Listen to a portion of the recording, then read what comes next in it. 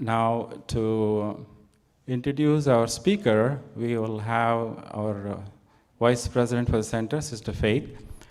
Sister Faith, the one who started the Manhattan Sai Baba Center, who was instrumental in starting in 1976 under the directions of Swami.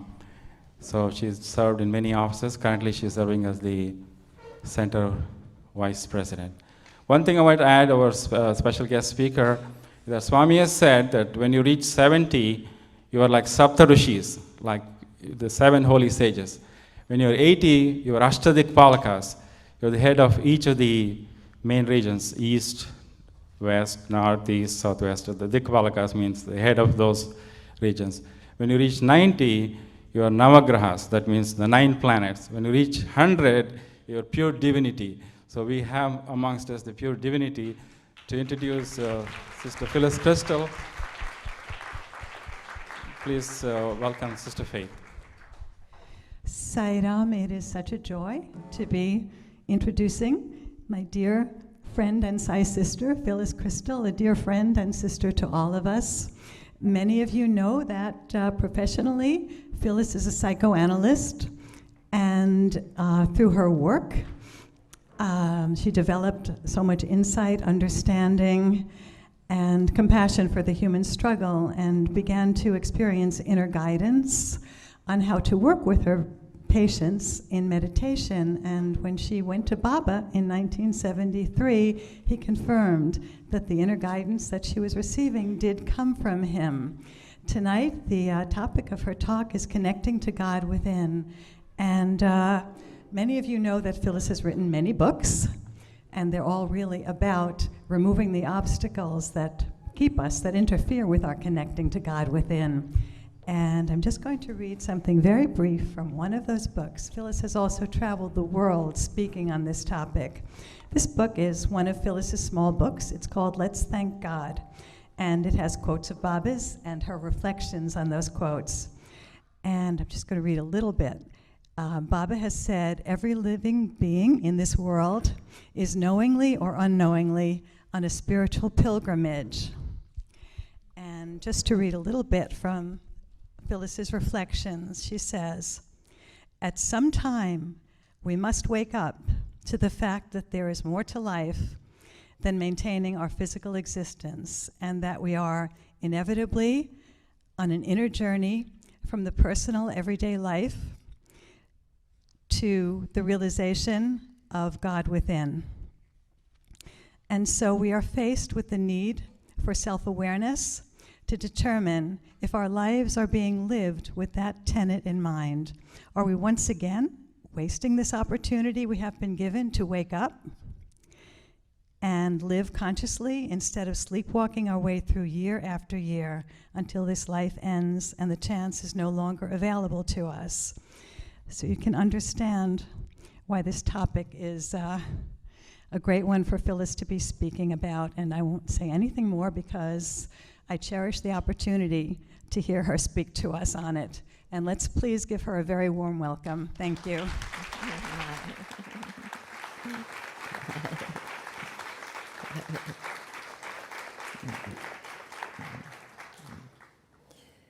Well, it's a real pleasure to be here. Thank you for inviting me. I always thoroughly enjoy being able to talk to Sai devotees, because then I know they are wide open to what he had to teach, but also what he was teaching me through the work, through the method, all these many years, even before I knew he existed. So it's a real gift to be able to share with all of you. And I hope that you have plenty of questions so that I know exactly what you would like to hear about. But it has now come to the time when I'm able to put the method that I've been taught together with Swami's message, because they're exactly the same. In fact, that's the one reason when I first met Swami that I could accept what he had to teach, because it was so familiar to me. But I had no idea when I started the work that he even existed in a physical form in the body. So it was an enormous surprise to me when I first went there and realized that I was teaching it with the method that I had been taught exactly what he was teaching. It was absolutely a revelation. I thought, well, how could that ever happen? So when I first met Swami, my husband and I went to India as soon as I had read the first book. And I was given that first book just yesterday, I guess it was. And that was Arnold Schulman's, just named his book Baba. And it was not a very good one. I found it when my husband and I were going to India. We'd never heard of Baba, but my husband had to go there on business. And so we had a long journey to get there. And we were in a bookstore ready to get some reading material for the long journey. And I reached for the book that I wanted to get, and this other book fell down, almost knocking me on the head, and then fell straight on the shelf in front of me with the title, the outside cover title page, completely just there. And I saw this figure, and I thought I had really studied most of the wonderful masters, never seen this one before. I wonder who he is.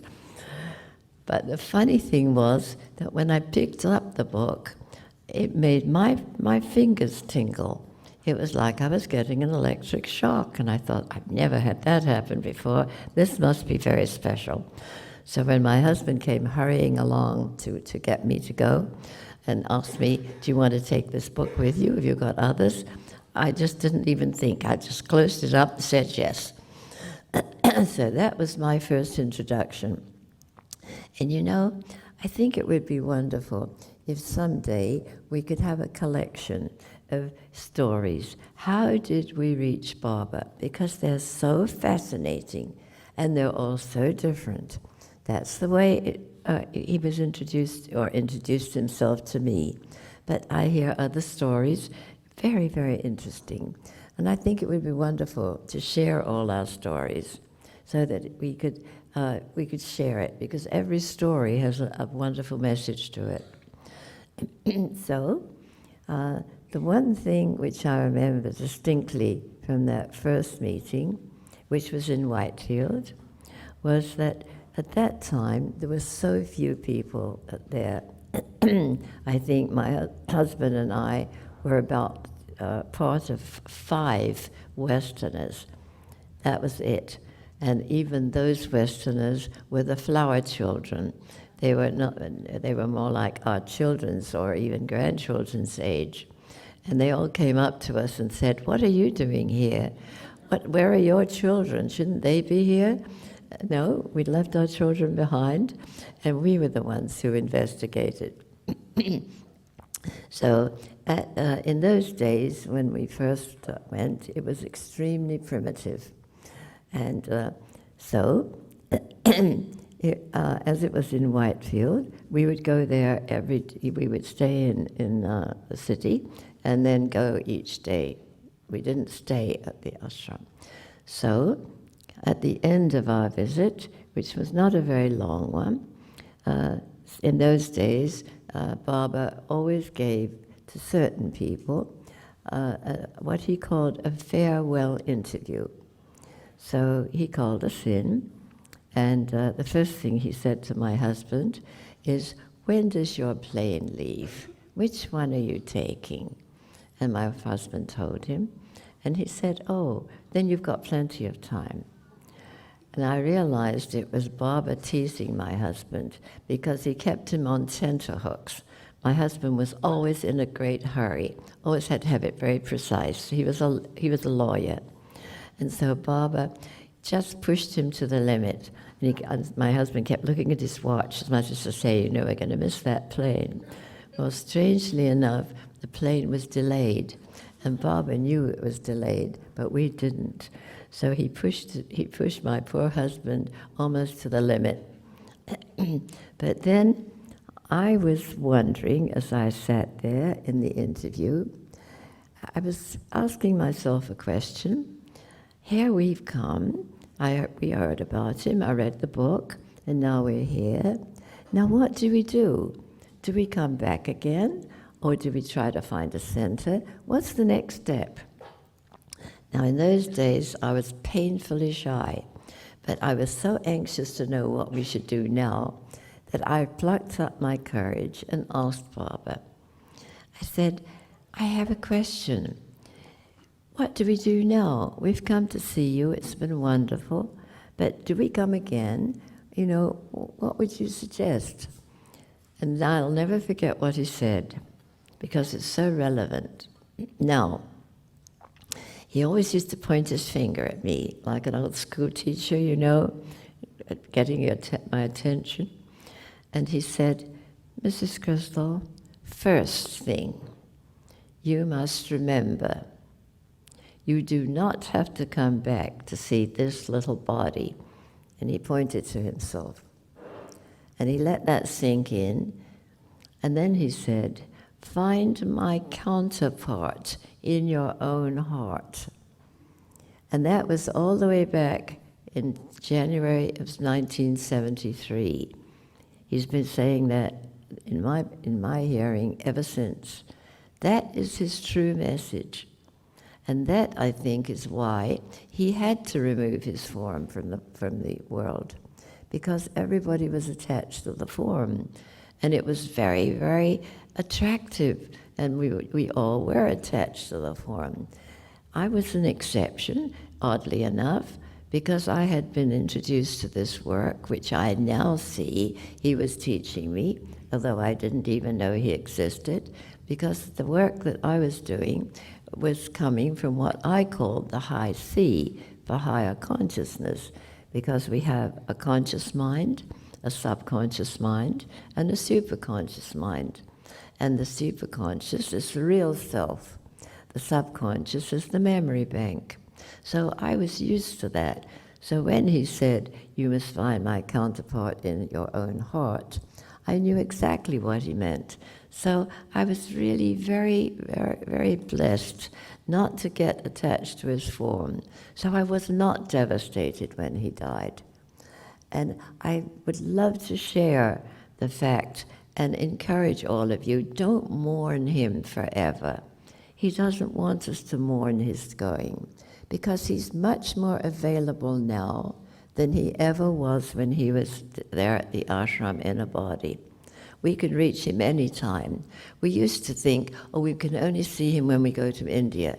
No, because he's in every single one of us, and he's everywhere.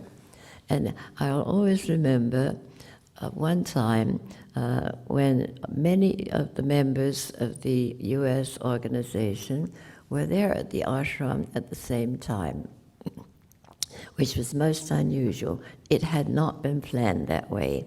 It just happened that many of us had decided to go at that time, or rather, I should say, Baba arranged it that we planned to go at that time. So we all were. We all went. It was on the outside. We weren't in a room. We were all sitting on the ground, and every now and then Baba would come drifting in and sit down for a while, because they took this opportunity to discuss a very difficult problem. There was one person in the organization who was extremely controlling, and they did not know what to do about this situation because it was causing so many problems. That was the discussion, and Baba was sitting there. And the wives, all of the people in the organization except one woman were men. So we wives were allowed to be at all the meetings if we didn't talk. And that was extremely difficult. You know how it is when something is being discussed and you are not allowed to talk, you're not allowed to share anything that's coming to your mind. But anyway, we understood that was the rule. So I was sitting there with all of the discussion going on, and what was going through my mind was, how do we tell for sure whether something that we're thinking or planning is our will, or is it somebody else's will, which is what they were discussing. It was always this one member's will, or it was the control, or when it's Swami's will. And I thought, wouldn't it be wonderful if we knew how to tell the difference? Because sometimes it's extremely difficult. So this was going on in my mind while they were all discussing this situation. And all of a sudden, Swami pointed to me and said, Mrs. Krystal, you've got something to say. Please say it. And I said, oh, I'm sorry, Swami. I'm a wife. I'm not allowed to speak. And he came up to me and said, Swami, it's like he was 10 feet tall. He said, Swami is telling you to speak. Now speak. So I told him, I told all of them what was going in my mind, because it was relevant, what they were all discussing. How could they tell whether they should be following this one particular member's ideas, or whether they wanted Swami's ideas, or whether they had ideas of their own? It was a big question. We all have this question. So I told the question, I told them all the question, and he looked around with a very smug smile, and he said, you see, it was a very good question, which made me feel like about that big, everybody looking at me, which I hated in those days. So he sat there and he told exactly what to do. He said, take one of my photographs, go to a very quiet place where you're alone, concentrate on the photograph and ask me what you need to know. What do you want to ask me? And then listen very carefully. Try to get your thoughts out of the way and just listen. And because you're asking, you will get the answer within 20 minutes. Now, we don't always get the answer within 20 minutes, but the answer is on its way. And it's amazing when people practice that, because we're always faced with questions. We'll get into a situation in our life, and we really won't know. People are telling us what to do. We think we know what to do, but we want to know what Swami wants. And this was his answer, and it's absolutely wonderful. It works. But it's very simple, and we've been taught from infancy on that only when things are very complicated, very esoteric, very intellectual, are they important. Nothing could be further from the truth. Baba always says, keep it simple, be like a child.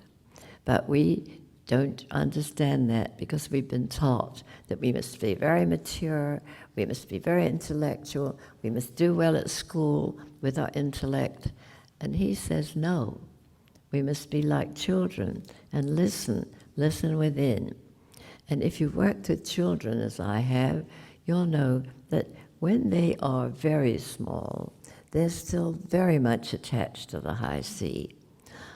When I first meet a small child whose parents have brought him or her, I always ask, how would you like me to help you?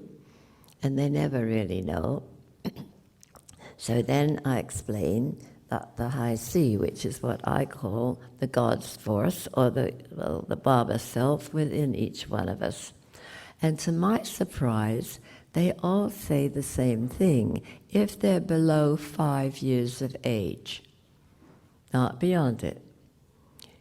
And they'll say, oh, but Mrs. Krystal, do you know that? And I say, yes, I'm surprised.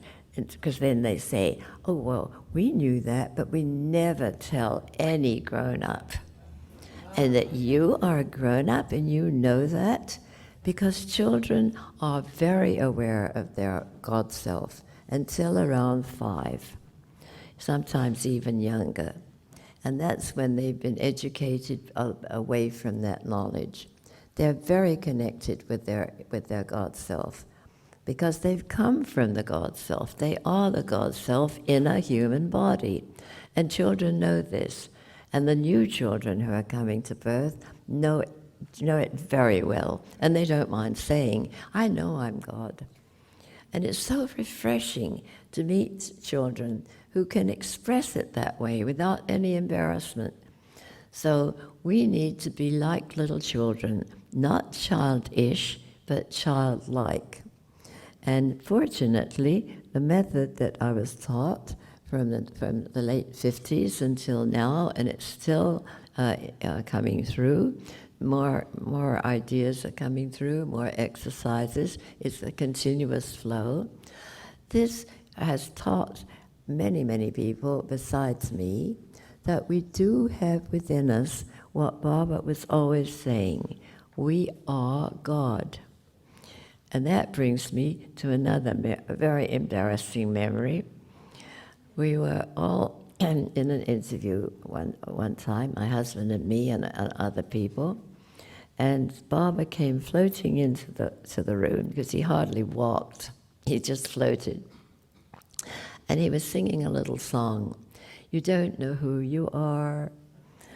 And we all looked around at one another and we thought we knew who we were. And then he said, you know you're all God. And we were all a little startled at that. I mean, it was not a new idea, but it was startling hearing him say it. And then he pointed to me, and he knew right from the beginning that I was unbearably shy. I would never speak if I could avoid it. So he said, Mrs. Krystal, say I'm God. And I said, but Swami, I can't. I would have been beaten if I dared to say it when I was growing up. Say I'm God, Mrs. Krystal. So he kept repeating it, and I kept avoiding it. And finally I thought, oh, I've got to get this over with. So I said, I'm God.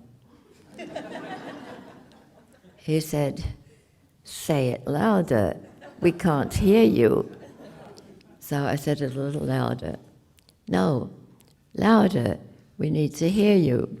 And he kept at it until I was fairly screaming it. Then he was satisfied. And then whenever he saw me, he said, don't forget you're God. But like he needed to remind me. Because I was brought up in the Church of England, and it's in some ways quite like the Catholic Church, which of course I'm surrounded by right now in Europe.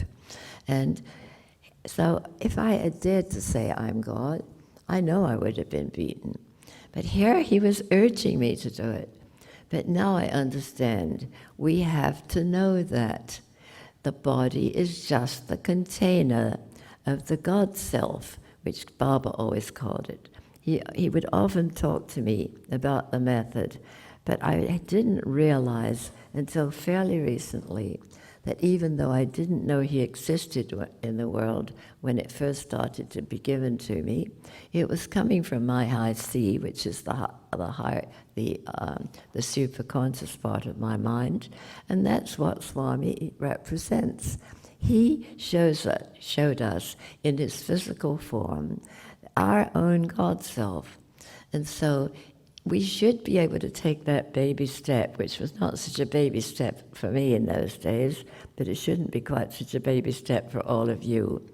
We have to realize that, yes, he had to leave because we were all too much attached to his form.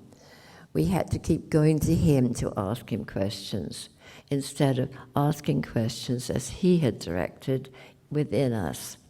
Yes, looking at his photograph to make the connection, but then asking from within, what do you want me to do? So our whole, one time, he told me, he said, you have no self-confidence. I said, no, none. He said, you won't have just self-confidence. With a small s. You will have self-confidence with a big S. And then he said that that's our inner journey, from the little self to the big self. And he explained that everybody in the whole world was on that journey, even if they didn't believe they were or didn't know they were. So what you're asking me to tell you tonight is how to find the God within. And this is one of the ways we can do it. I don't know where our maypole went. There it is, right in front of my nose. This, everybody asks me, they know the work, they know the method I've been teaching. And they say, well, how do I keep contact with the high sea or with God, the God self? And this is a wonderful way to do it. It's so simple. Children adore it. And they love to make their maypole themselves. And when families work with the maypole, or it's just unbelievable. The energy and the feeling in the family changes completely. And this is how this was given. When this friend of mine, Virginia, and I started this inner investigation, trying to find the source of some of the guidance that we were receiving without really knowing where it came from, we thought there must be some part of our mind which would give us these insights or these hunches or these glimmers when our conscious mind had not been able to find the answer to questions.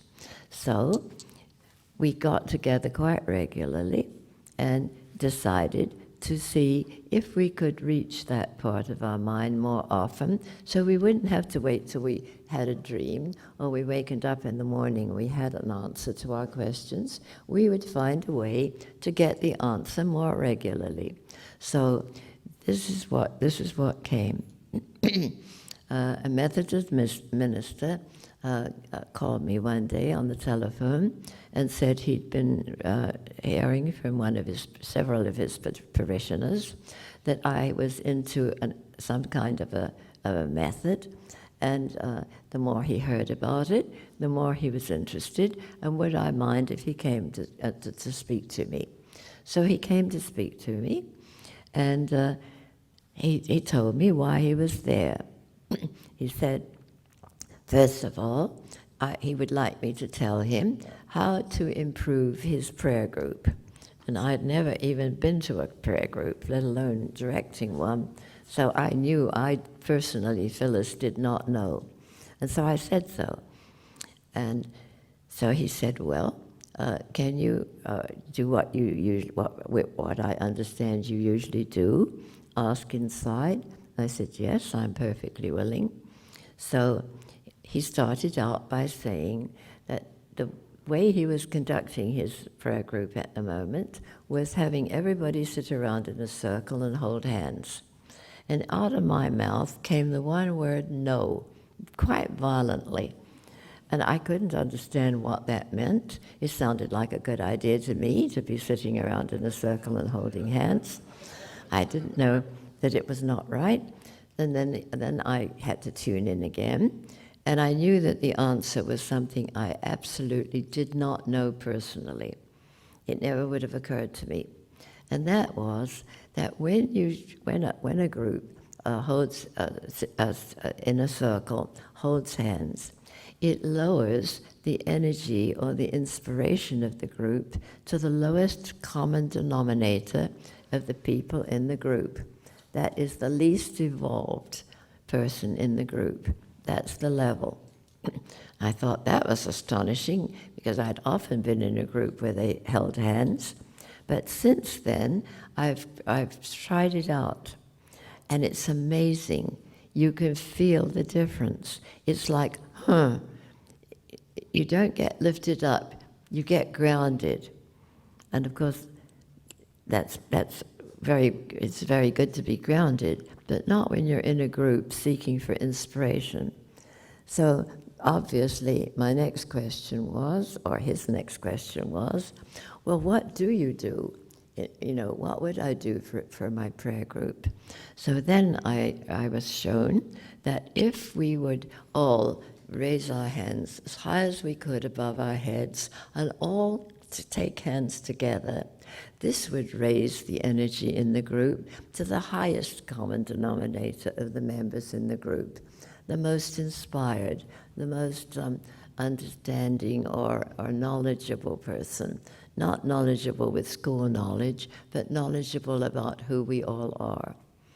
And so that was the way we were shown that he should not have his group hold hands around in a circle, but hold hands up above. Well, can you imagine, for 20 minutes or half an hour, everybody in the group holding their hands up above their heads? They would be exhausted.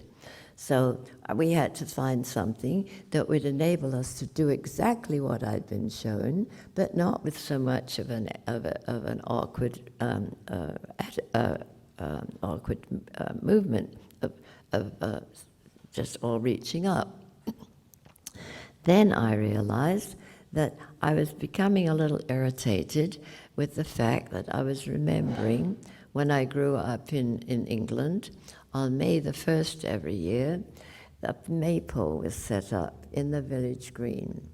And all of the children of the village would take ribbons and dance around the maypole in preparation for crowning one of the little girls as the Queen of May to usher in the spring solstice.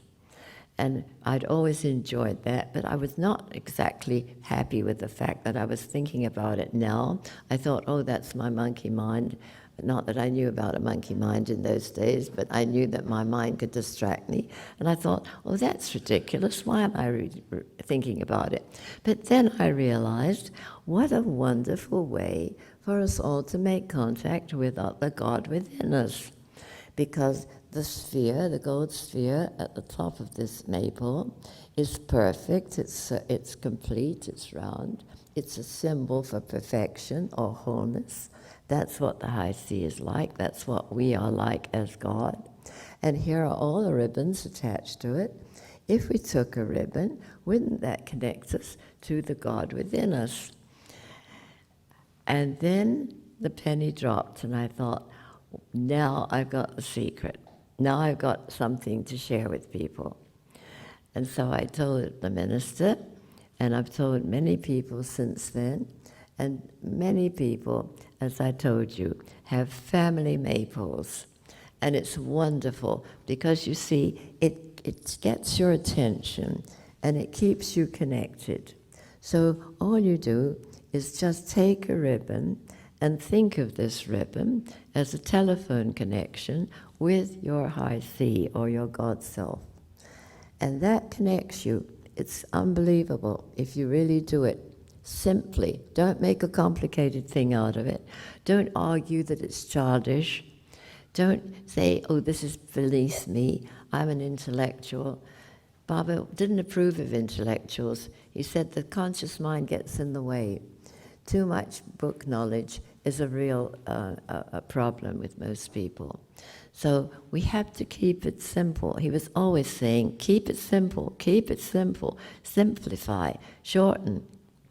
So this is a perfect way, which was given to me, as I said, of making that contact with the God within. Then we are never lonely. We don't miss Baba in his physical form, because we can imagine that he's at the top of this maypole, and we are taking a ribbon so that even though he's not in the body anymore, we can use the ribbon as a telephone connection and talk to him. And finally, open ourselves and be quiet enough to get the replies.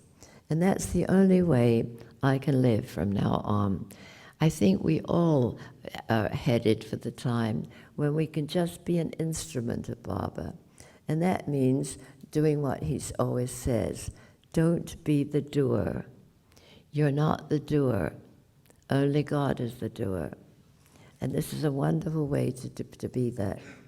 And being his instrument is such a great way to live. Then you don't worry. You don't even worry about the results of what you'll be doing if you're his instrument, because then he himself within you takes all of the results. And it's a wonderfully relaxing way to live. It's the only way I can live, or I can even work, at my ripe old age, because I'm now 99, which is kind of astonishes me. But my mother lived to be 107, so I suppose I shouldn't be too surprised. But I recommend it so much because so many people are so insecure. They have such a low image of themselves. They're guilty, they're sinners, they've been told they're sinners, particularly in the Catholic Church. Baba doesn't ever say you're sinners. It's a curse to think you're sinners. Then you're branded and you're hopeless. That's not what Baba teaches. He teaches, no, your real self is the God self. So I love now to take people through the maypole exercise, which has become a kind of a ritual. And then, when you have been taken through it, when you've been introduced to the maypole, then in order to make contact with what I call the high C or the God self, you can imagine being right back here, where you're all hearing me describe this. You can always remember after you've left. Probably you can remember for several weeks afterwards. And then just imagine you're back here and you're taking a ribbon with a funny little maypole, my traveling one, and that will key you in.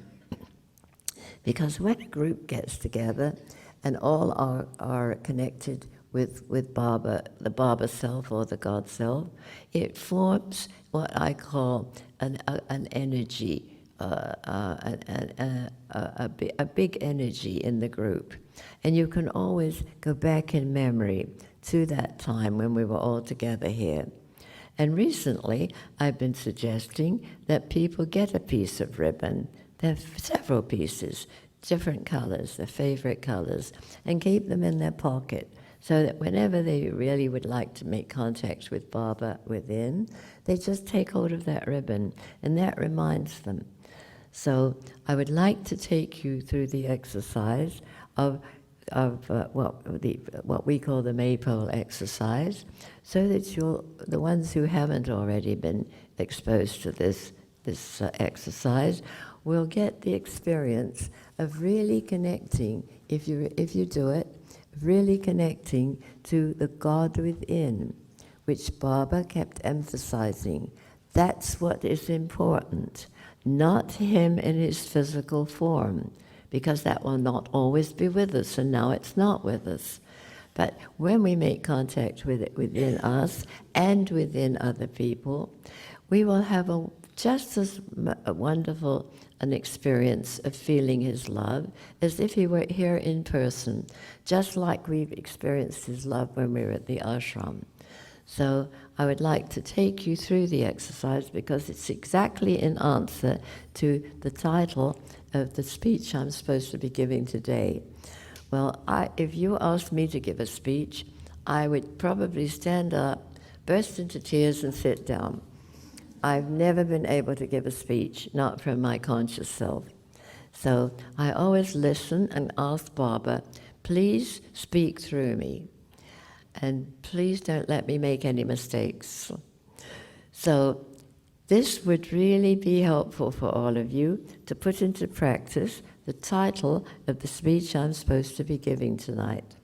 It will enable you, if you wish, I'm not here to control you, only to share, but it will make it possible for you to connect to your Baba self, your God self, anytime you wish. The only problem is we forget. I forget too. The method has come through me, I think because he knew I had such a low self-image that I knew that whatever came would not be from me or my ego. So I think he had a clear slate on which to write by choosing, because otherwise I can't imagine why he chose me to bring forth this method. But he did, and I'm very, very grateful, and I love to share it because I've been doing it and teaching it for all these years, and it works. Because we are connected with the real self, not our brain, not our conscious mind. So I don't want to control you, but I would like to take you through this exercise just so that you can have that experience of making contact with the love that we can connect with within ourselves. We don't have to mourn the fact that we can't go to the ashram and feel his love coming from his form. So, only if you wish to be taken through, otherwise just sit and listen, because I don't want to force it, I don't want to control you in any way. We're all free. So if you would like to participate, then if you are sitting in a chair, please uncross your legs. If you're sitting in the lotus or cross-legged, even if it's in a chair, you don't have to. Because when you're sitting in a chair and you're crossing one leg over the other, not only does it throw your whole spine out of kilter, but also it cuts off the energy or the flow of energy within you. And we want the flow to come from the high sea to each of us. So to cut it off would be stupid. So if you're sitting in a chair, don't uncross your legs so that your feet are on the floor. And then, because we're going to be receiving from our God self or our Baba self, we always hold our hands like this when we're going to receive something. You know, if somebody's giving you something, you hold out your hand to take it. So this shows we're willing and anxious to receive whatever the Baba self, whatever Baba within us wants to give us tonight. So just loosely in your lap, complete as relaxed as you can be. And then I will lead you through the whole exercise, which is a wonderful one. I didn't dream it up. It was given by this same method of asking within and getting the directions from the Baba self within. So it was God-given. And Baba himself, in his human form, used to give me wonderful little reassurances. One time I found a wonderful picture, a photograph of him with his hands up above his head, as if he were reaching above his head, just like that we do when we're doing this. And there were many, many times when he would refer to something in the method and reassure me, because a lot of people were saying that this method gets between Baba and his devotees. It does the opposite. It connects us to the Baba within. And that's what we desperately need now he's not in his human form anymore. So you make your own mind up. Those of you who'd like to participate, please do. The ones who don't feel comfortable, just sit quietly and listen. So here you are, ready to receive. Now you have to use your imagination. If I were to say, come up and take a ribbon, it would be chaotic with so many of you in the room. When I work with small children, it's usually a small group, and they love to come and take their ribbon. But I think with all of you, it's better not to try. So you have to use your imagination. Imagine you're coming up to this little maypole, choosing a ribbon, any color. It might be your favorite color, but sometimes people say, oh, it's like one color wanted me to take it. So have fun with it. It doesn't matter what color. Telephones come in every color you can imagine these days. So it's a telephone, whatever the color. It's a connection, whatever the color. So take hold of the ribbon in your hand, and then think of it. You are, by doing this, giving yourself the message that you want contact with your real self. We call it the high C, for higher consciousness. You can call it anything you want. Baba always said, call me by any name, and I'll answer. So it doesn't matter what the name is. We call it high C because it's the higher consciousness, and it's our real self, the part that does not die when our bodies die. So take your ribbon and go back to your seat, holding it loosely in your hand. And just think, this is a telephone connection. What do you do with the telephone? You talk to somebody at a distance, but you also can listen. So this is the same thing. You can talk to the Baba within, or the high sea, and you can listen. And the more you do it, the more you will be able to get that communication going. Because it's the only way I could sit here and talk to you. If I had to do it without my connection with Baba, it would be absolutely impossible. You'll have to believe me, because that's the truth. So, each one holding your ribbon, just say within in your mind, I want you to tell me or show me what you have to give me. Everybody was asking Baba all the time for this or that or the other. And he said, I give you what you want, hoping that at some point you will ask me what I have come to give you. So this is a way of asking him what he has come to give us. Not what we want, necessarily, not what somebody else wants, but what he wants to give us. So just ask right now to be given whatever the Baba self, the Baba within you, wants to give you. And see what comes to your mind. Maybe nothing will come right now, but because you're asking, eventually you will get the answer to that question. And then we'll give up the rest of this period where we're all together.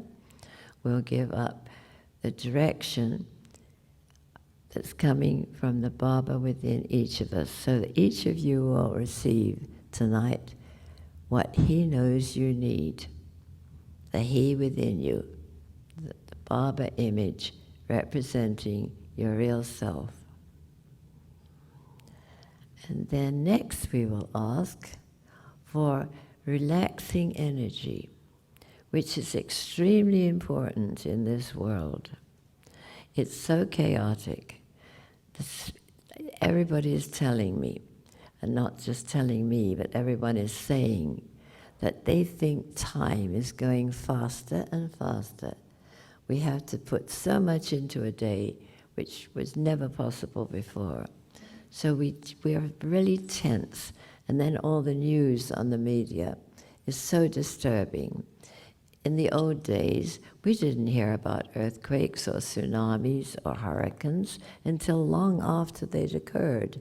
Now we hear about them immediately, and we're being bombarded with all these disasters all over the world, and we can't cope with it. So, ask right now for relaxing energy to flow to you, and breathe it in deeply. Just take a deep breath, breathing in relaxing energy, and feel it moving within you, in your mind, in your heart, in your body, relaxing you. And as you take a deep breath, breathe it in. And sometimes people tell me that if they will hunch up their shoulders towards their ears when they breathe in, and then just let their shoulders drop when they breathe out, they will be able to release a lot of the nervous tension, a lot of the stress. So try it out. Whenever you feel tense, you can just take 2 or 3 minutes, go to a quiet place, and just release whatever tension you built up during the day. Remembering to do it is the difficult part. So just try to get some little reminder so that you will remember to do this. So take 1 or 2 more deep breaths, breathing in the relaxing energy and letting go with your breath all tension, because we can achieve much more when we're relaxed. When we're tense, we make more mistakes. and it takes up more time, more energy. So just continue 2 or 3 more deep breaths, and I'll be quiet while you take them. Breathing in this relaxing energy and letting go of all tension. Feel it running out through your fingers and toes.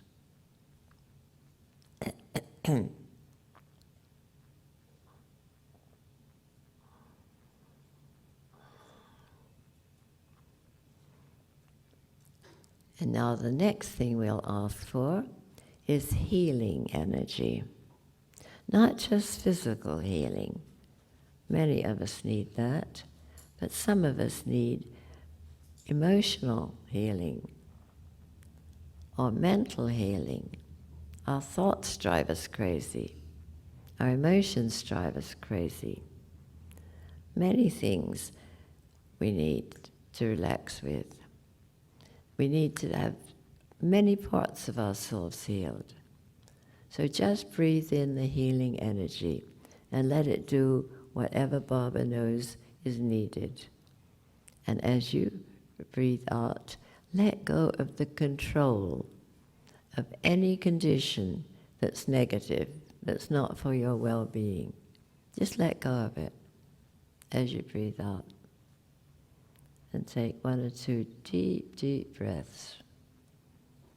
Breathing in the healing energy and letting go of the control of any condition that needs to be healed. Just let go.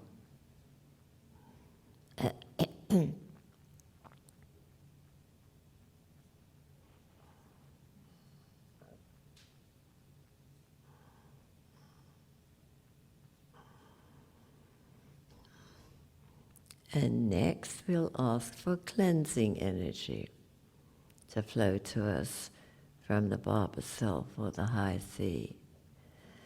We carry around, most of us, such a burden, like a big a backpack that we carry around all our lives, full of worries, full of old memories of the past, old quarrels, old difficulties, old problems, and we just keep turning them over and over in our memory. And they're really poisonous because then if they're negative. So we need to cleanse. We need to let go.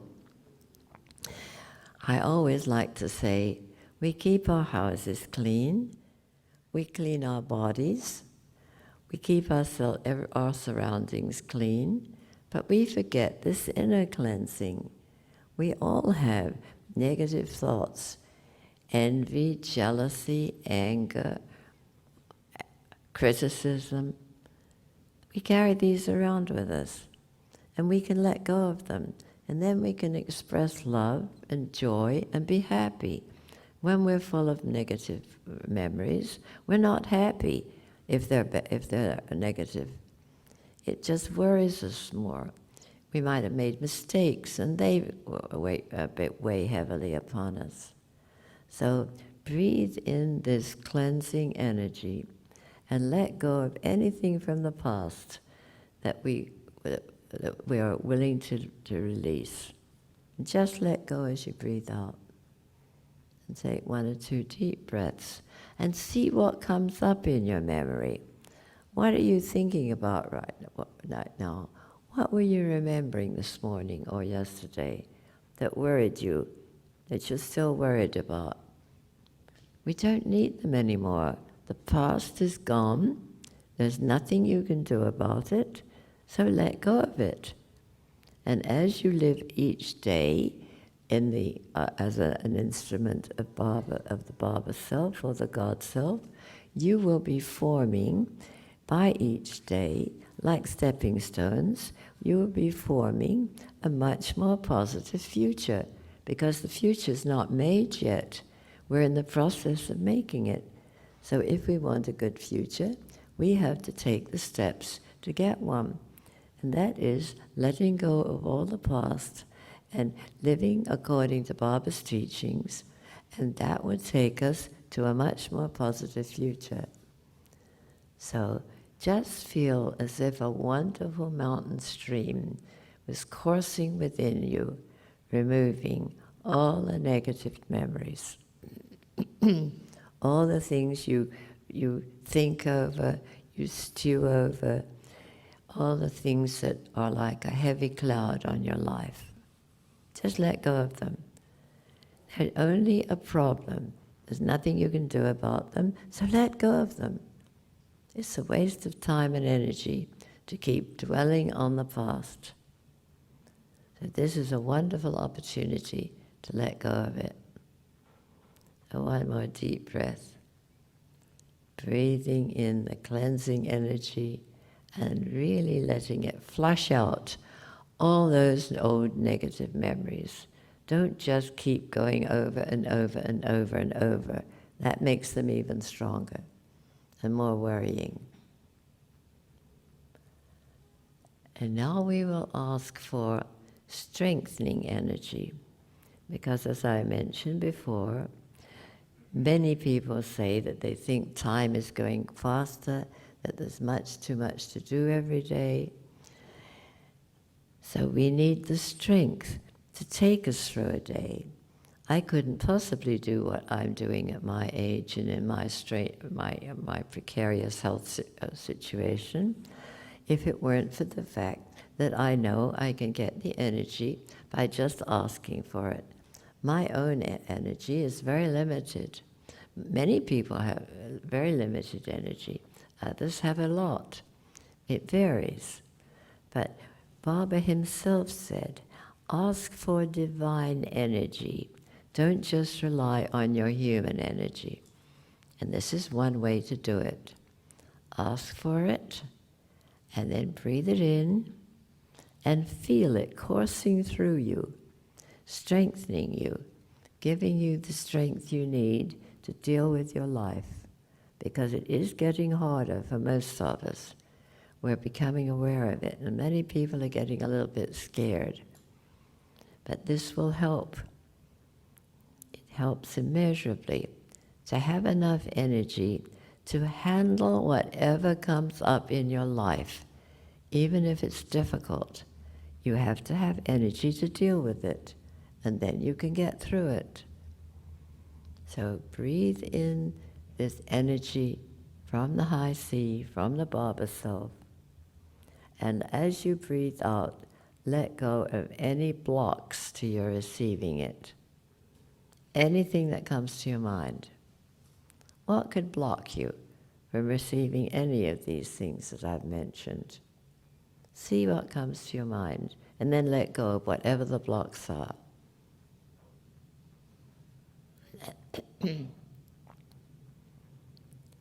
And then lastly, but most important of all, we've all been looking for love. Everybody has. But we've never received unconditional love, because we can only get it from the God within, or our real self. Think of what was told to you when you were growing up. I won't love you if you do such and such. I'll love you only if you're the way I want you to be. Not who you really are or were, but whatever the people around you expected, whether it was parents, siblings, other relatives, teachers.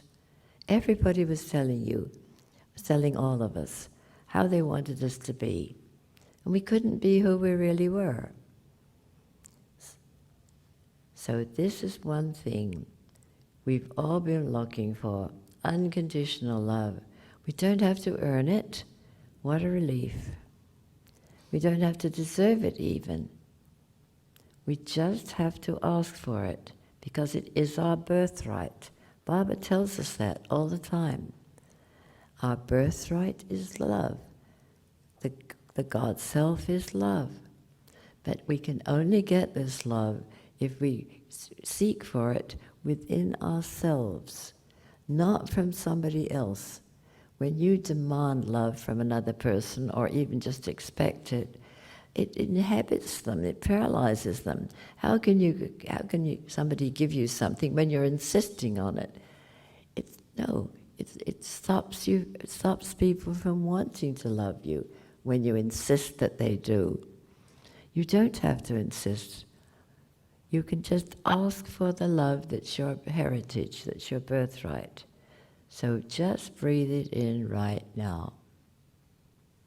Just breathe it in deeply. Ask for it first, then breathe it in, just like we were able to do when Baba was in the body.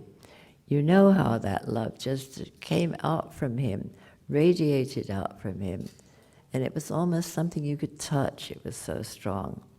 And it all made us feel so wonderful. So we can still get that love if we ask for it from within, and then feel that it's filling in all the empty spaces that so many of us carry around, satisfying the inner hunger for love, which we all have, everyone in the world, with people not knowing where to receive it. So ask for that love right now, unconditional, no strings attached, nothing you need to do to earn it. Just ask for it and receive it. So breathe it in deeply, and as you breathe out, let go of anything that could prevent you from receiving it. A low self-image, a feeling that you're bad, that you're wicked, that you don't deserve it. Nonsense. Doesn't matter what your past was like, doesn't matter what you're like. You still can ask for this special kind of love. This is your opportunity, all of you to do it together so that it's an even stronger impact.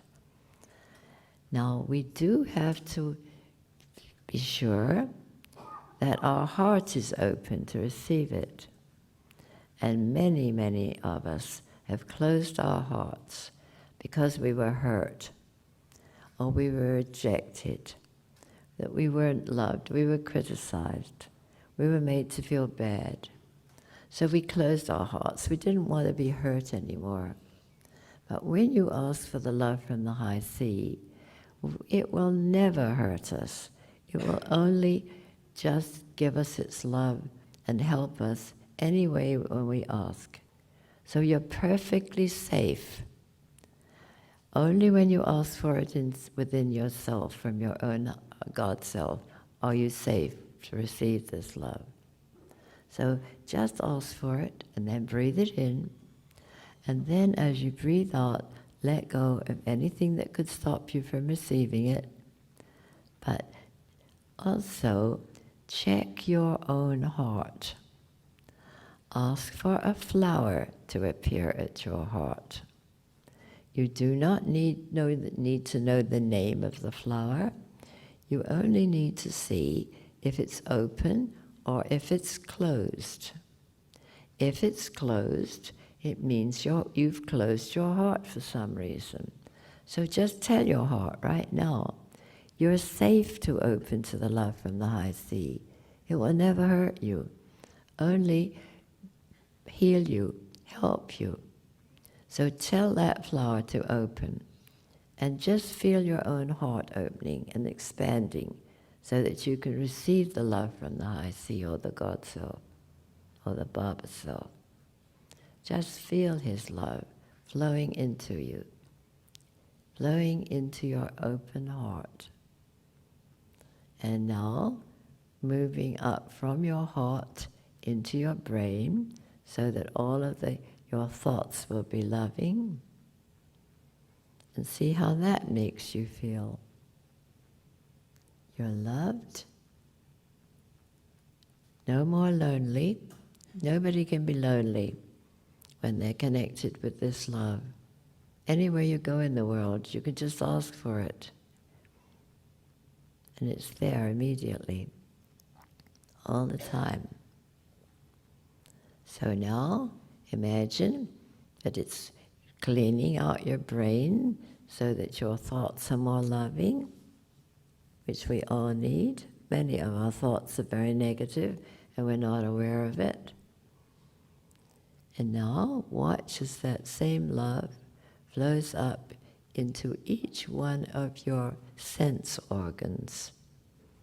And I should mention that some clairvoyants who see what other people can't see tell me that when they're in one of the seminars and I take them through the Maple exercise, they can see clairvoyantly this love energy as a deep rose pink light.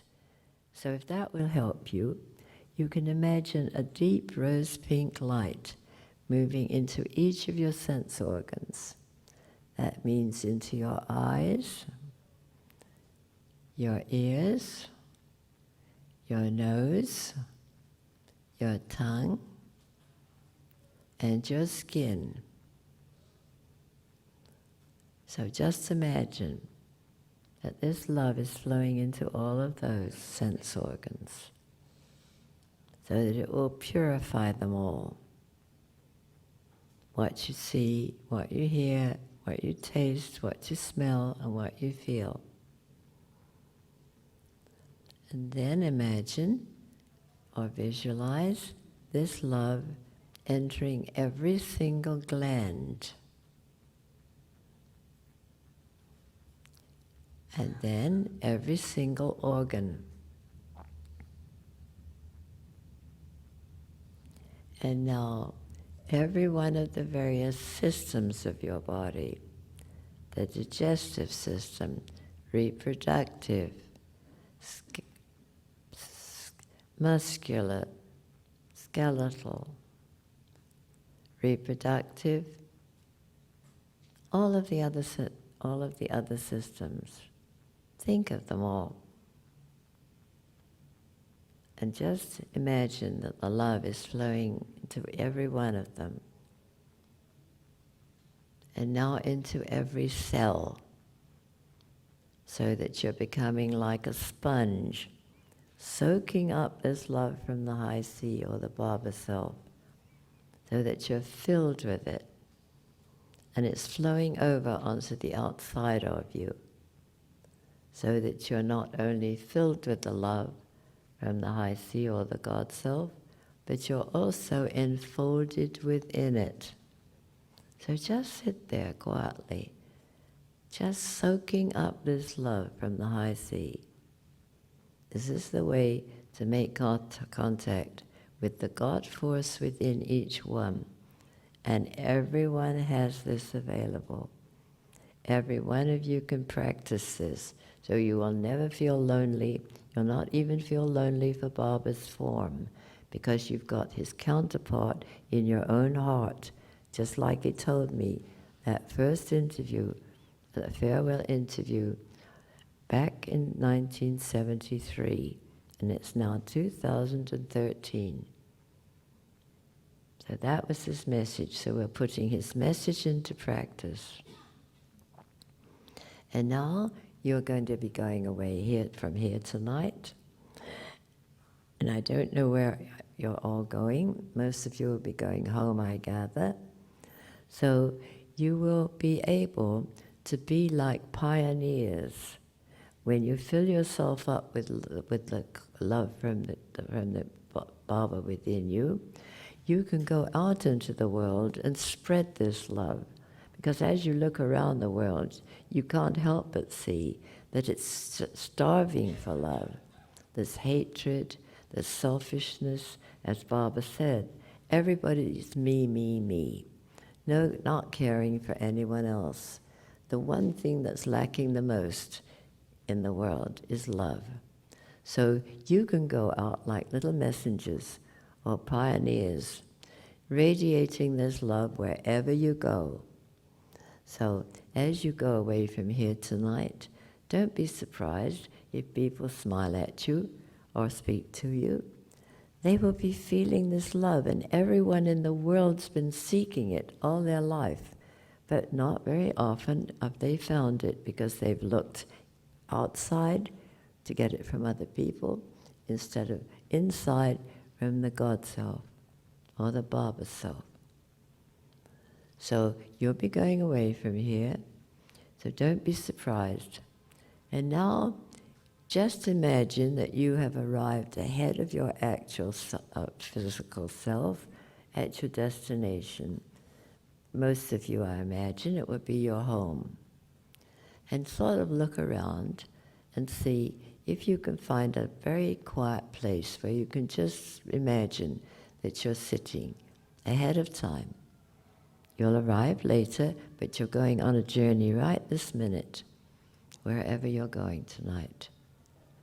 Finding a quiet place, and just imagine you're sitting. Instead of sitting here in this hall, you're sitting in that room or wherever you are.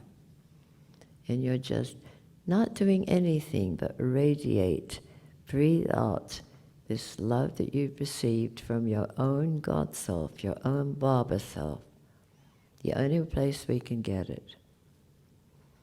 And you're filling whatever space you're occupying, the whole house, the whole apartment. And it's also affecting anyone with whom you share this space. But also not just people, not just relatives or partners or children, but any pets that you may have or other little living creatures, but also plants, so that everything in your house or your apartment or your room, wherever you live, will be filled with this love. And if you will do this frequently, you'll find your whole life will change, but also your family members. They will not be able to resist this wonderful love force, this love energy. So just stay for a few more minutes. Just radiating this love, breathing it in, and then radiating it out ahead of your arrival, wherever you're going tonight. I'll be quiet for a few moments while you just very quietly breathe it in, knowing where from where you can receive it, not outside from other people, which is what we've all been looking for, not satisfying your hunger with food or something else, but going to the source where you can really be nourished, where you can receive exactly what you need.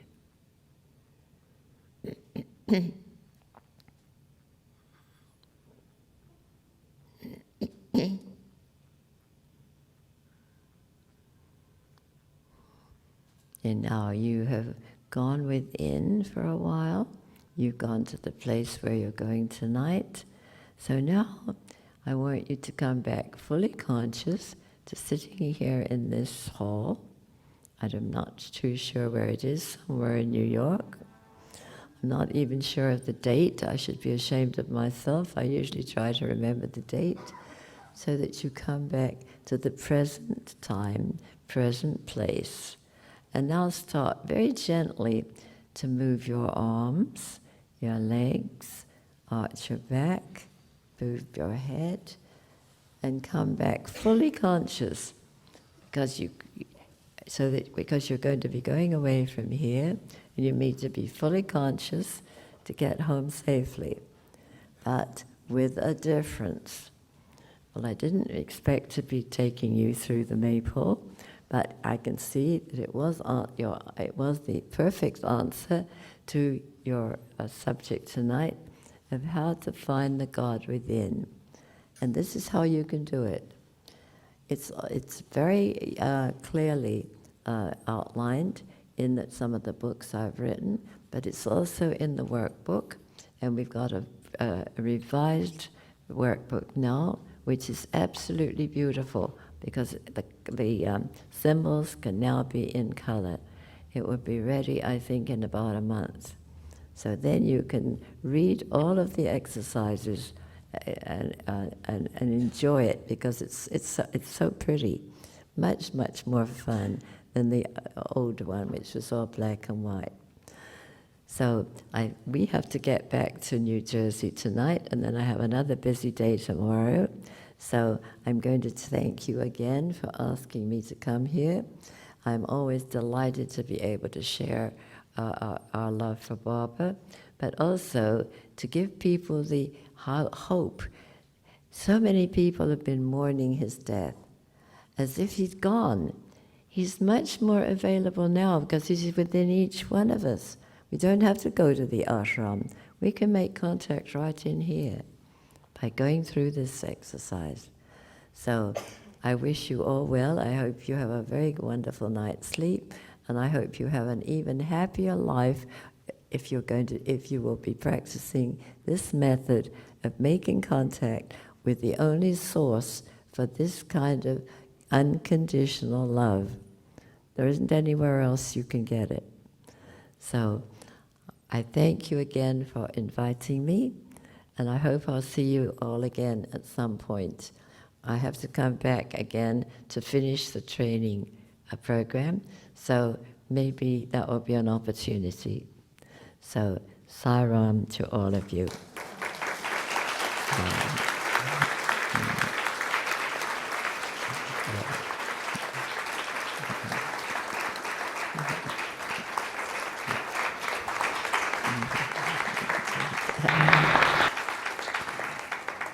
It's always lovely to see your shining faces when you've gone through this exercise.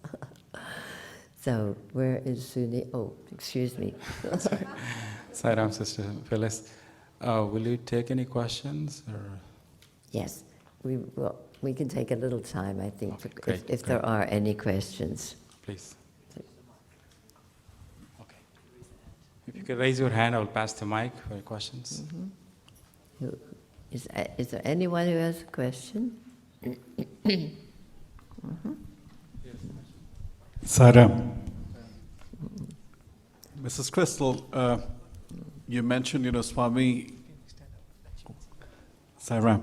Oh, there you are. So, Mrs. Krystal, you mentioned that Swami wants us to find the Swami within us. Yes. And that we're all God. Yes. When is it that you most felt the God within you? What was the experience that kind of said, you're with the God within? Can somebody help me?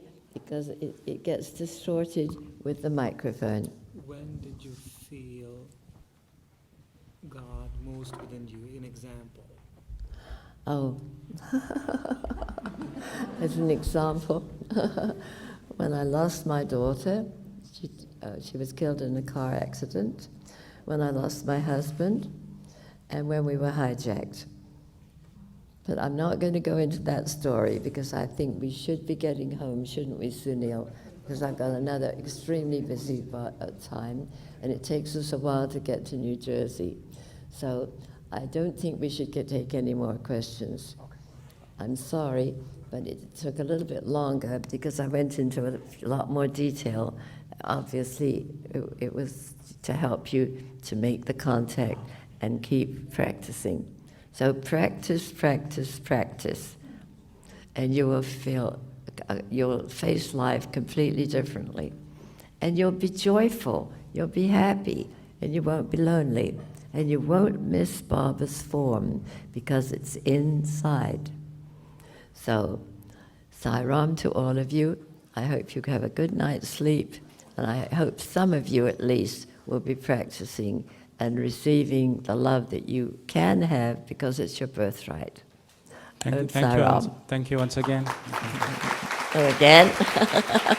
We'll have our closing prayers. Okay. Closing prayers, and you will receive vibhuti at the door.